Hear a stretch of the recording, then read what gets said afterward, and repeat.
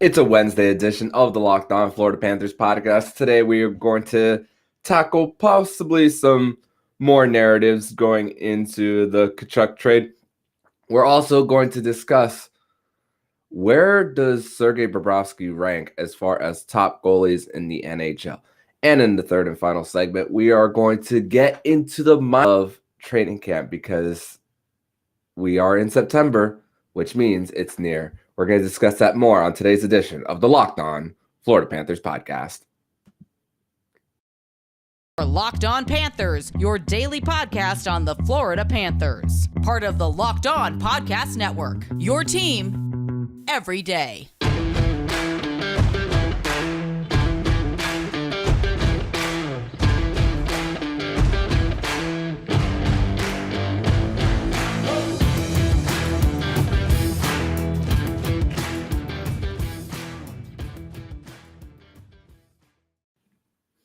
And welcome into this Wednesday, September 7th edition of the Locked On Florida Panthers podcast, part of the Locked On Podcast Network, where it's your team every day.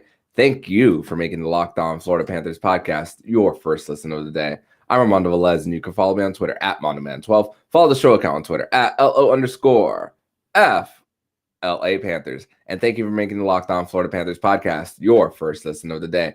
Don't forget to also subscribe to Locked On Fantasy Hockey with Flip Livingstone and Steel Roden and Locked On NHL, where they'll be covering all the off-season activities around the National Hockey League.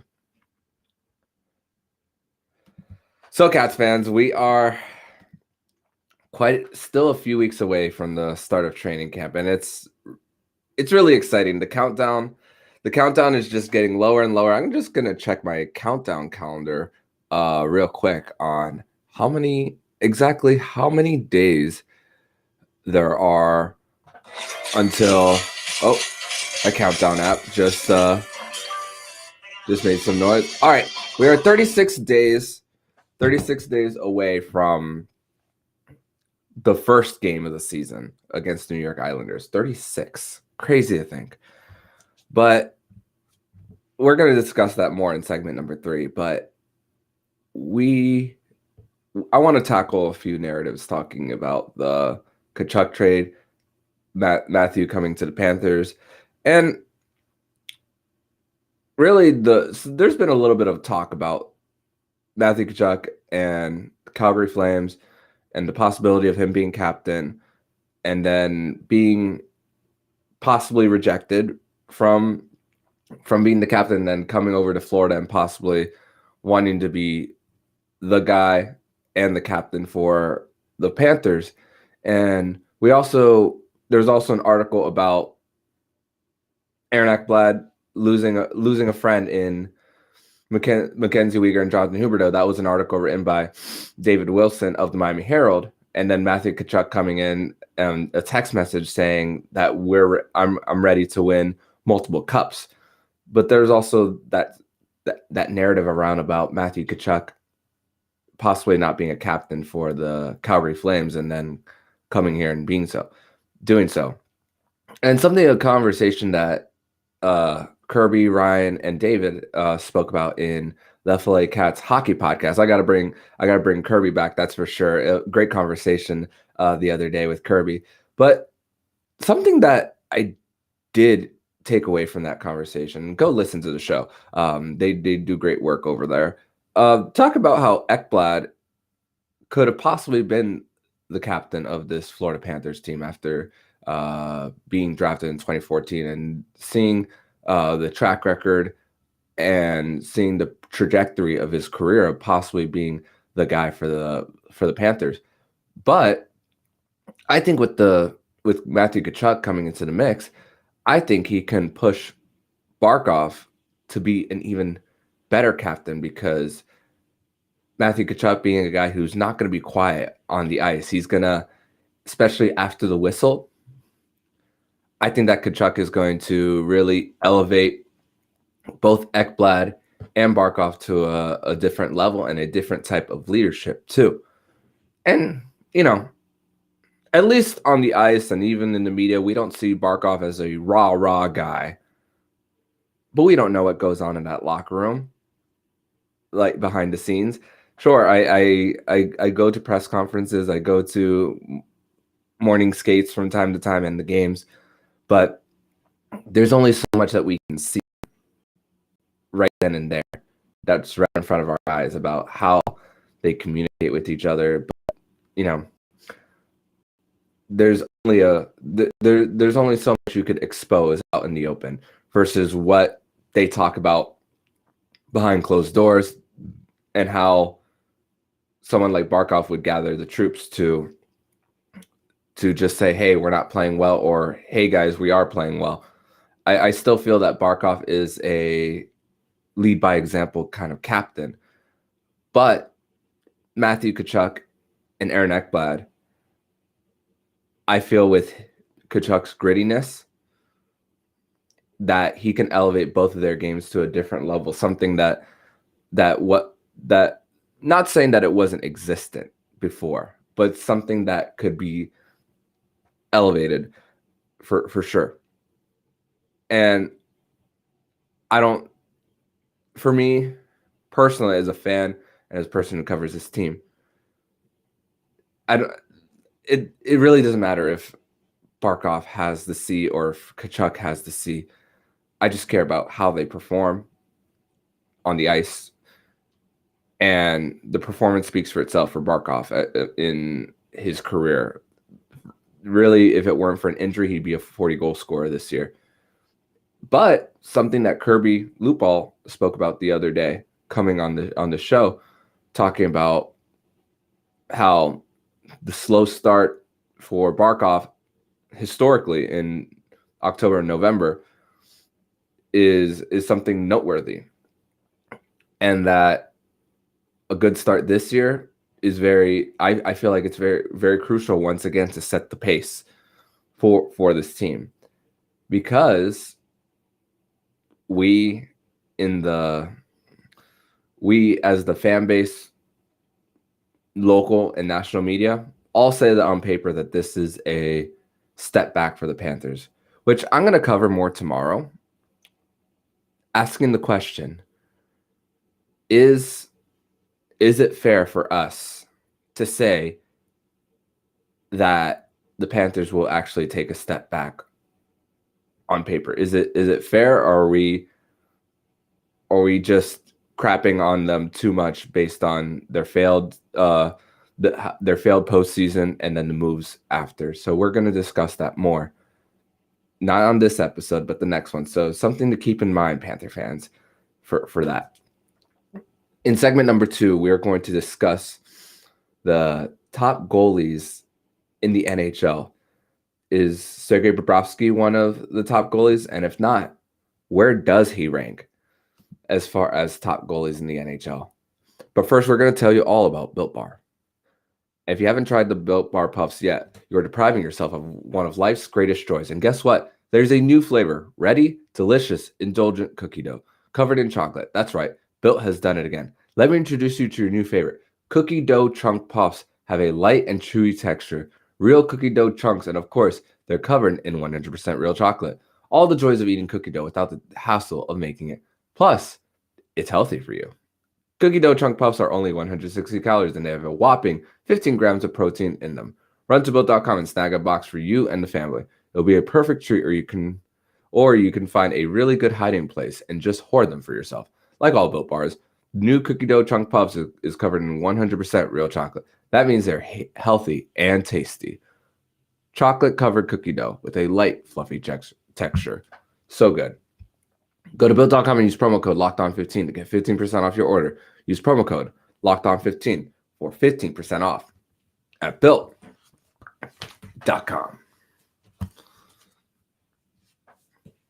Continue on this Wednesday, September 7th edition of the Locked On Florida Panthers podcast.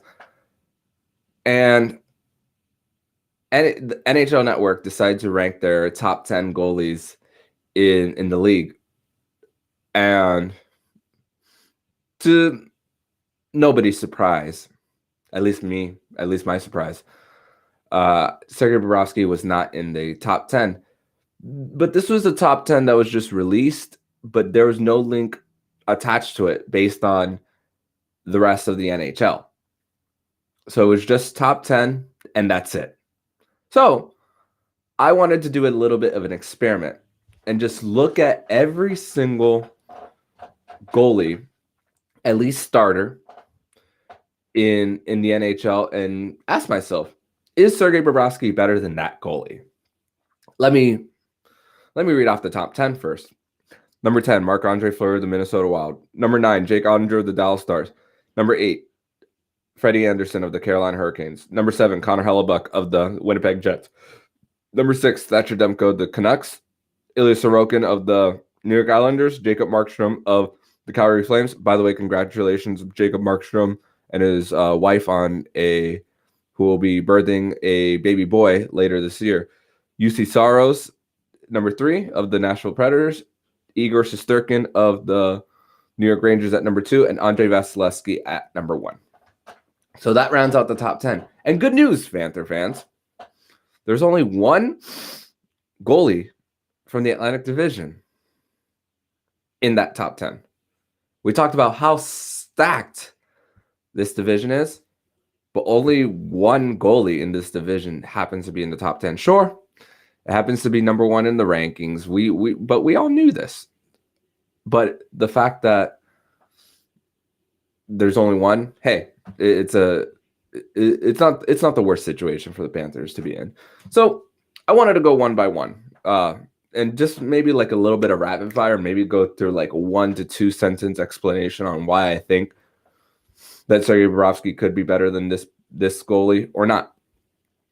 So I'm going to go one by one of all the goalies not in the top 10. So if you don't hear a name when I go from the divisions, it's because those goalies happen to be in the top 10 of the list. So starting with the Atlantic, is Sergei Bobrovsky better than Matt Murray? I'm going to say yes. 2 Stanley Cups yes. Matt Murray has 2 Stanley Cups to his name, but ever since he left Pittsburgh, and of course with dealing with the injuries that he's dealt with, I cannot say that Matt Murray is better than Sergei Bobrovsky. Cam Talbot, he was a part of a 1A 1B tandem in Minnesota before he requested out. Now he is part of a 1A 1B tandem again in Ottawa. Except I think that Talbot is going to be more of the 1A, get the majority of the start, even though Anton Forsberg had a great season last year, but I still don't think Talbot is better than Sergei Bobrovsky. Jeremy Swayman, young and promising goalie for the Boston Bruins, was unfortunately victim to Tuukka Rask coming back and then retiring. Part because he has an ELC and he was waivers exempt. He went back down, went back up, played for them in the playoffs, but still promising, young, but not better than Sergei Bobrovsky. A healthy Carey Price. I assume Carey Price was off this list because we don't know whether he's going to play. A healthy Carey Price, I'm going to say no, that Sergei Bobrovsky is not better than Carey Price. But I don't know what the criteria of this list is based on whether they are actively playing or not. If it's Carey Price, a healthy Carey Price, no. But if it's someone like Jake Allen and Sam Montembeault, that duo over there, remember that Jake Allen was protected in the expansion draft from Seattle because there was fear that he would be taken. Promising goalie for Montreal, but not better than Sergei Bobrovsky. 40-year-old Craig Anderson, former Florida Panther Craig Anderson. I'm going to say no, yes. I'm going to say yes that Sergei Bobrovsky is better at Craig Anderson's age right now. Billy Husso, this one's an interesting one. He had a better regular season and a better postseason than Sergei Bobrovsky recently. And I said earlier in this offseason that if it weren't for a commitment to Jordan Binnington, 5 more years left on that contract, by the way, for Binnington. And his numbers have just gone down ever since winning the Stanley Cup in 2019. Ville Husso was a victim to a large commitment to another goalie, which had him traded to the Detroit Red Wings, his UFA rights, and then they negotiated with Detroit, and then he signed a contract there. But I'm going to say that Ville Husso is better than Sergei Bobrovsky right now. And I think the goalie situation in Detroit is a lot better than it was last season. The Metropolitan Division, Elvis Merzlikins of the Columbus Blue Jackets. I'm going to say yes. New Jersey, man, that's one of the biggest question marks on their team. Mackenzie Blackwood and Vitek Vanacek. There, of course, there were off the ice issues with Mackenzie Blackwood earlier this season, and I expect the Devils to be competing for a wild card spot, but I don't know if they make it. But goalie is going to be their Achilles heel. So I'm going to say yes, Sergei Bobrovsky is better than Mackenzie Blackwood. Darcy Kemper of the Washington Capitals. And I had to really think about this a little bit because, yes, Darcy Kemper won a cup recently, but he wasn't the reason why the Colorado Avalanche won the Stanley Cup. For the first time since 2010, the goalie who won a Stanley Cup with their said team did not return the very next season since the 2010 Chicago Blackhawks. He had a better regular season number-wise, but postseason, if you watch any of the Colorado Avalanche games, you saw that the Colorado defense was doing a great job of getting their bodies in front, not allowing many quality shots on Darcy Kemper, but the save percentage was really not so good. But on the other end, the Colorado Avalanche can score at will and only lost 4 games the whole postseason. So I'm not going to say that Darcy Kemper is better than Sergei Bobrovsky, but hey, he earned himself a contract after being a Stanley Cup champion. Carter Hart, man, what a great 2020 season for Carter Hart. Earned himself a contract, and then everything has fallen apart in Philly. They got the number 1 seed after winning all 3 of their games in their round robin, advanced in a round, but it hasn't been anything since really for the Philadelphia Flyers. And I feel bad for Carter Hart because I feel like it's going to be really tough to evaluate him as a team that could possibly get the number 1 overall pick. But of course, the Tortorella factor is that they could possibly fit somewhere in the top 10 and not fully tank, because Philly, Chuck Fletcher, former assistant general manager of the Florida Panthers, Chuck Fletcher, says that they're not going to rebuild. But it's going to be hard to evaluate Carter Hart. But I'm going to say yes, Sergei Bobrovsky is better than Carter Hart. Tristan Jarry, a better regular season this year, way better than the previous season, and he was a victim of injuries. This postseason, we saw Louis Domingue start majority of the games for the Pittsburgh Penguins, and unfortunately, due to a injury to Sidney Crosby, it really hurt their chances of advancing further into the postseason. Jarry did start that final game against the New York Rangers, but just couldn't get it done and had a horrible postseason the year before. I mean, Sergei Bobrovsky had a horrible postseason the year before as well, but track record, I'm going to give that as a tiebreaker to Sergei Bobrovsky based on resume. All right, Pacific Division.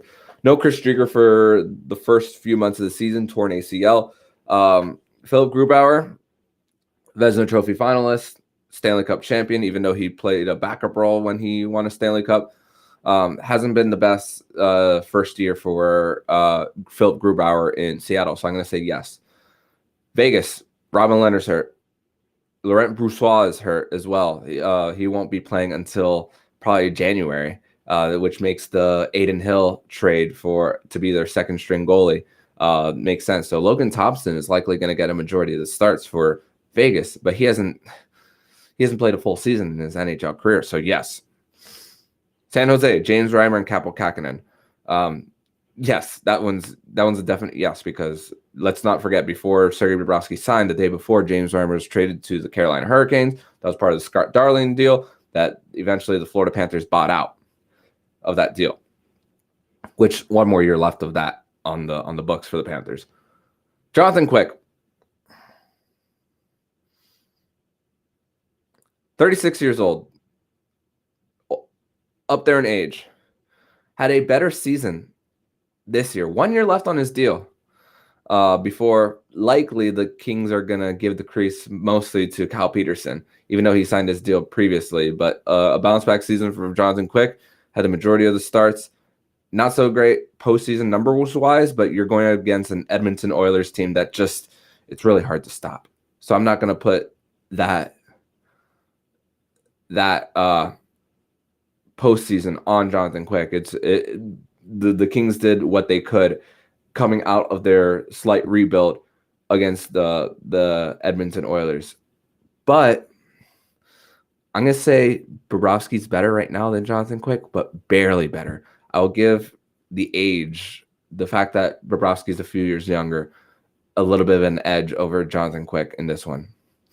John Gibson, this was another hard one for the Panthers because the Ducks. Because John Gibson, I feel like if he's in a better situation outside of Anaheim, you could see so much success with John Gibson. Late 20s, I feel that maybe if the Anaheim Ducks are not in a position of winning come trade deadline, we could very well see a trade for John Gibson. He does have a pretty heavy cap hit, but in a better situation, I think John Gibson could very well succeed. And it's just probably another year of rebuilding for the Anaheim Ducks. But I'm also going to say barely yes for Sergei Bobrovsky being better. And even though I don't really pull up advanced stats on this show, there was a time where, at least in the middle of the season, where there was a stat about goals saved above expected. Sergei Barowski was pretty much up there for most of the season. I'd have to double check on that stat again about where he stands. Edmonton, Jack Campbell signed a new deal after playing in Toronto the year before.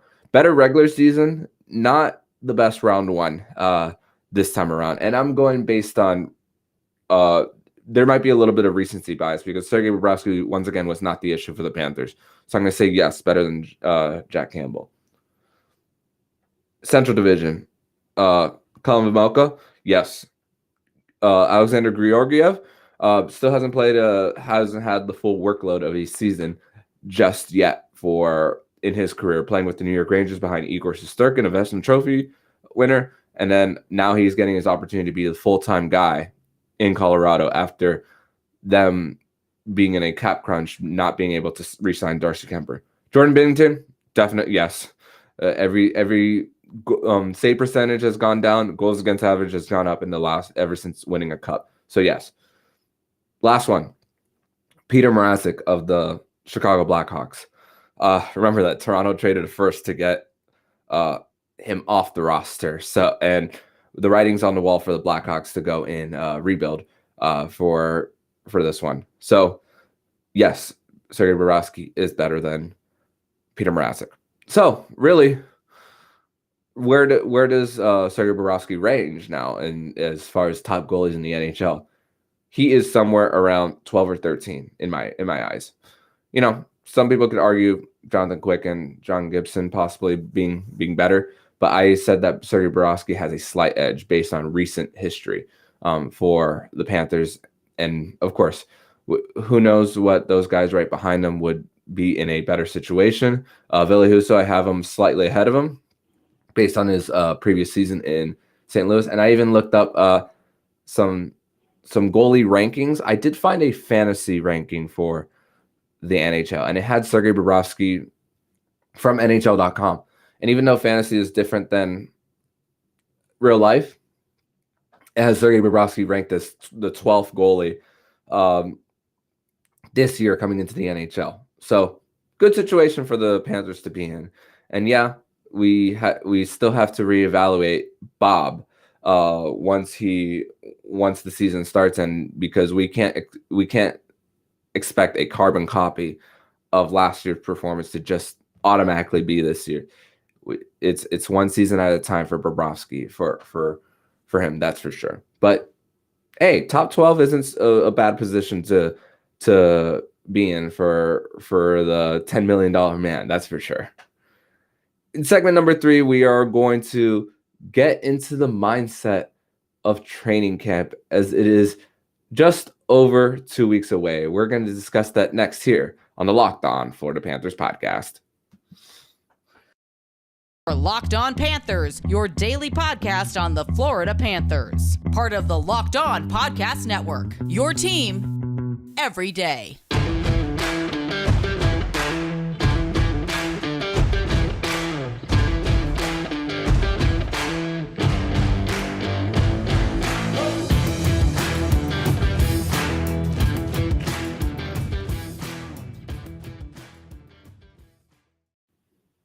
Third and final segment here on the Locked On Florida Panthers podcast on this Wednesday, September 7th, 2022. And we are just 22 days. Actually, no, 15 days away. Sorry, my math was wrong on that one. 15 days from the first training camp practice. And I, in the middle of my day job yesterday, was very fortunate to get an email from Panthers PR saying when Media Day will be. Mark your calendars, ladies and gentlemen, because Media Day will be held on September 21st at FLA Live Arena. So lots of excitement coming into the season. I'm excited. I hope you guys are too. And then the first practice will be the very next day, September 22nd. You'll see everything you see as far as in-arena promos, possibly the wear from FLA Team Shop. That's all going to be done on that day for the Panthers. There was a recent article by Colby Guy of Florida Hockey Now talking about possible new arena name as well for the Panthers. Of course, we've seen FLA Live Arena the last year after the whole BB&T SunTrust merger kind of forced the name change for the Panthers, but we always knew that FLA Live Arena was going to be a temporary name for the Panthers, for the arena in Broward County.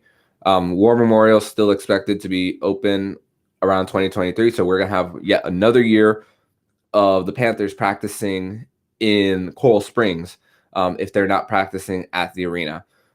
Training camp rosters, as according to NHL.com, have been announced, but two notable players that are missing: Grigory Denisenko and Alexei Heponiemi. And a lot of questions. I was looking at some of the comments about those two, wondering why they're off the roster. And there was only one reply from George Richards saying because of contract status. And I was thinking, okay, Grigory Denisenko is on his last year of his ELC. Alexei Heponiemi is not on his ELC anymore. Got a 1-year prove-it deal. And so I was looking up I was trying to put the puzzle pieces together of players who have 1 year left, but then they'll become an RFA. So he was talking about contract status for the Panthers. And I was trying to really connect the dots, and I still couldn't really connect them because every single other player that is an RFA or is arbitration eligible, like Logan Hutsko, he's on the roster. Connor Bonneman, he's on the roster, on the training camp roster. Sir Noel's on it. Max Gildon, John Ludwig. And we're talking about players who are on expiring deals too. So it's a little confusing on why, and I hate to say this, but I don't really know the exact answer on why they're left off. But I could possibly take maybe a little bit of a guess. It could mean one of a few things. It could either mean A, management is very sure that they're going to play some role, and because you can only carry so many guys on the training camp roster, and the fact that the Panthers signed a lot of small 1-year deals, a lot of 2-way deals, actually, so the Panthers aren't going to lose a lot of players due to waivers this season, and maybe one or two. But it's not going to be often where you see the Elliot Friedmans of the world saying, and the Chris Johnstons of the world saying, blank from the Florida Panthers has been claimed by someone else. We're likely not going to see a lot of that. But that could mean that, or it could mean that the Panthers management could be ready to move on from those guys. But I'm more on the side of the former in this one. I think that the Panthers, that these two are going to have some type of role on the team. I believe that but also that the GM and the head coach are two people who did not draft these guys. So that's a little bit of a different territory, no pun intended, for those two to be in, because it feels like that this is both of their final shots this year on the team. Of course, Duclair's injury is going to open up some doors for Grigor Denisenko. And if this Denisenko is going to play a large, consistent role on this team, he'll need to play some top line minutes, because that is where, in my opinion, where he's going to succeed the most, obviously. But of course, but also the reason behind that is because of other play, the ability to make something happen based on better talent around him in a Barkov on that first line, or Sam Bennett on that second line, who's going to help him elevate.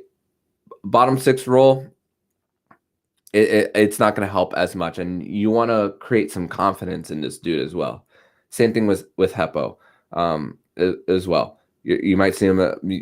I don't think he'll be on the fourth line consistently, but we could see him mostly play on that third line with Anton Lundell, two young guys on the same line, because we don't know how Paul Maurice is going to structure his lines, because it's no guarantee that Sam Reinhart is going to be on that third line with Anton Lundell for his second year in a row. We don't know that.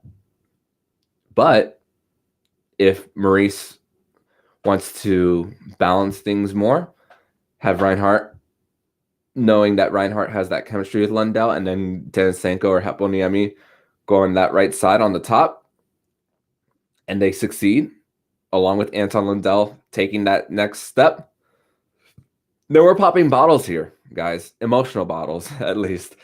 So that is something that is a hope for myself with Denisenko and Heponiemi. And of course, the Panthers want him to succeed. But knowing that these are two guys in Zito and Paul Maurice that didn't bring them in together, there's no emotional attachment. Let's kind of be prepared in case anything happens. Because, listen, before that trade on a Friday night in July, I was thinking that Jonathan Huberdeau was going to be here for the long term. And Bill Zito said, nah. So nothing surprises me anymore from Bill Zito on any move that he makes in relation to trying to make this team better and trying to bring in better pieces on the farm. So, but once again, I do believe that Grigor Denisenko and Alexei Heponiemi will have some type of role on this team. So, like I said, 15 days away from the first practice of training camp. And then just a few days later is the first split squad doubleheader game against the Nashville Predators, and it's going to be exciting. In a few weeks, we'll be back to 5 days a week. We're still going to continue this 3 days a week on the Locked On Florida Panthers podcast. But hey, guys, let's get into the mindset of that the season is here. Yeah, football starts this Sunday. Go Dolphins. But shortly after will be the start of Florida Panthers hockey, and I'm excited about it. And I hope you guys are too. So make sure to also listen to Friday's episode, where I teased a little bit of a talking point. It was like, is it justified of how we see the Florida Panthers, of them actually taking a step back this season? Is it justified based on everything that we spoke about this offseason for the Panthers? So ponder on that, and then we'll talk about it on Friday with Nick Fairbanks here on a Fairbanks Friday. But in the meantime, if you like what you're hearing, please subscribe to the podcast to be notified every single time the Locked On Florida Panthers podcast jumps into your podcast feed. Don't forget to subscribe to Locked On Fantasy Hockey with Flip Livingstone and Steel Roden, where they'll be covering all the off-season activities around the National Hockey League. Thank you for making the Locked On Florida Panthers podcast your first listen of the day. And for your second listen of the day, make sure to listen to today's episode of Locked On NHL. Locked On experts give you a daily 30-minute podcast on all things NHL all year long. Stay up to date on everything in the hockey world. Locked on NHL, your daily 30-minute NHL podcast. So I'm Armando Velez, signing off. And you've been listening to the Locked On Florida Panthers podcast, part of the Locked On Podcast Network. We're your team every day.